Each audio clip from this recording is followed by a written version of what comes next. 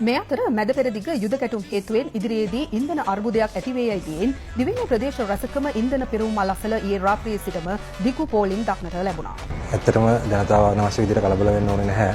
අපිට අවශ්‍ය තරම් තෙල් සංචිත තියෙනවා ආසන්න අවශ්‍ය මාසයකට වඩා වැඩි ප්‍රමාණයකට විශේෂයෙන්ම සඳහන් කරන්න ඕන අපිට ඩීසල් පෙට්‍රල් වගේම ගුවන් යාන තෙල් වැඩි ප්‍රමාණයක් එන්නේ මැද පෙරදිග රටවල් වලින් නෙමෙයි විශේෂයෙන්ම අපි ට්‍රේඩින් හරහා තමයි ගොඩක් වෙලාවට අපේ බයින් ගොඩක් කරේ. එතකොට ඉන්දියාව, සිංගප්පූරුව, මැලේසියාව වගේ සමහරවිට කොරියාව වගේ රටවල් වලින් ට්‍රේඩින් වලින් අපි තෙල් ගන්නවා.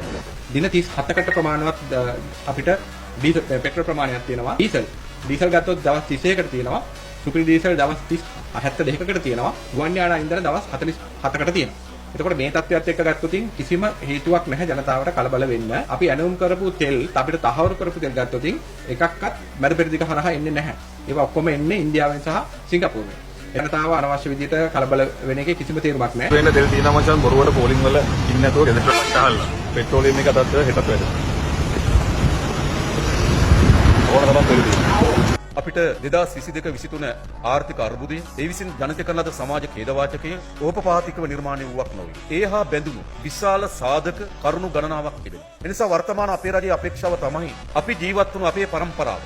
ඒ ආර්ථික බිඳවැටීම දැකලා තිබෙනවා. ඒ සමාජ ඛේදවාචකයේ උරුමකරුවන් බවට පත් වෙලා තිබෙනවා. ගෑස් පෝලිං, තෙල් පෝලිං වල මේ යන මිනිස්සුන් මුළු සමාජ ජීවිතේම කඩාවැටීම අපි අත්විඳලා තිබෙනවා. හැබැයි අපි මේ රටේ ජනතාවට එක සහතිකයක් දෙන්න කැමතියි. යලි කෙදිනකවත් ශ්‍රී ලංකාවේ එවැනි අර්බුදයක් ඇති නොවන ආකාරයට මේ රට ගොඩනගන්න අපි සූදානම්.